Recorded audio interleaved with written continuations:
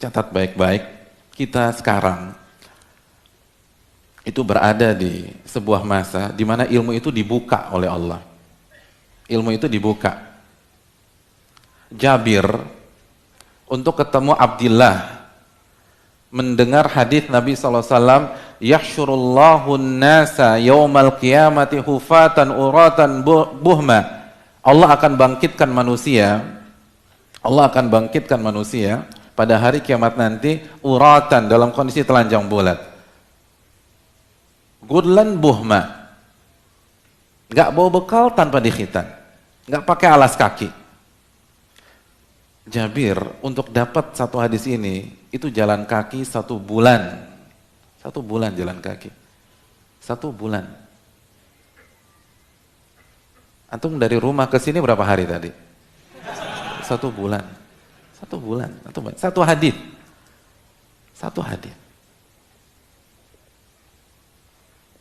Al-Imam Masruq. Imam Masruq adalah murid dari Aisyah radhiyallahu taala anha. Untuk mendapatkan tafsir 1 kata di dalam Al-Quran. 1 kata, bukan 1 surat, 1 kata. Itu jalan ke Irak. Begitu sampai Irak, syekh yang beliau incar udah pergi ke Syam, ke Palestina, ke Libanon, ke Suria. Terus satu lagi, Yordania. Dulu 4 negara tersebut, satu wilayah yang bernama Syam. Ya terlambat, syekhnya udah pergi ke Syam. Apa yang beliau lakukan?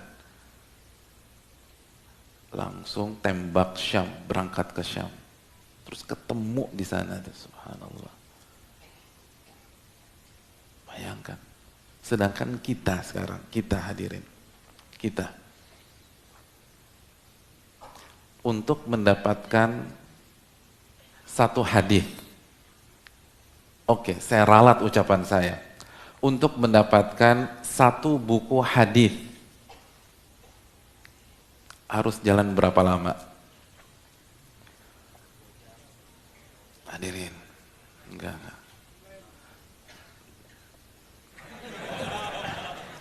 Modalnya ini, bukan ini. Ini udah nggak zaman nih, 2 jempol.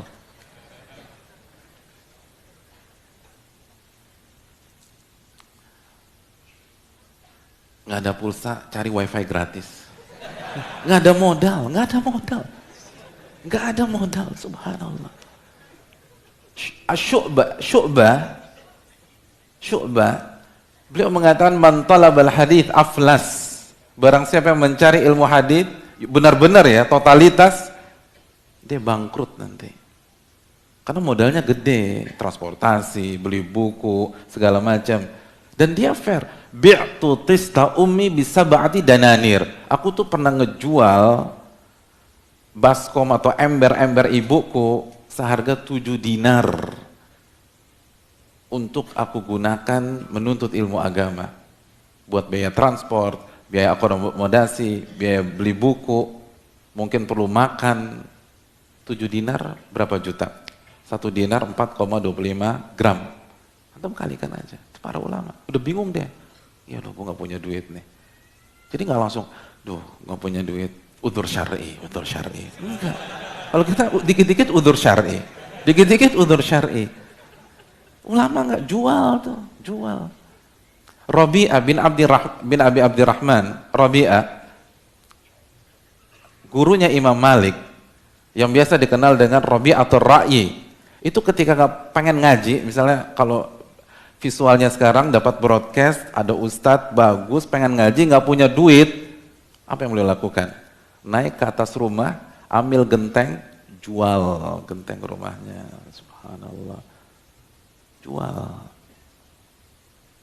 Nggak udzur syar'i, nyari tumpangan, nebeng, enggak, modal, jual genteng, ya, iya. Tapi yang masih kos jangan jual genteng. Itu bukan uang, itu bukan rumah antum. Pokoknya saya jual aja Pak Ustadz. Orang rumahnya bukos kok main jual-jual aja. Subhanallah. Nah, kita balik lagi. Hadirin, lihat para ulama tuh modal. Sekarang kita nggak usah modal. Mereka dapat satu hadis jual genteng.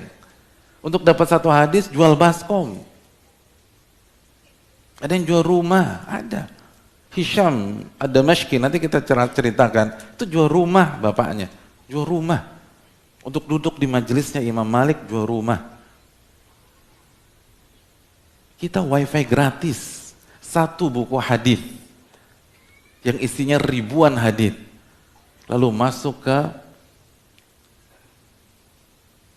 gadget kita. Ilmu tuh dibuka sama Allah sekarang. Seperti kalau Masruk harus untuk nanya, Syekh harus pergi, kita cuma modal WA. Iya, WA.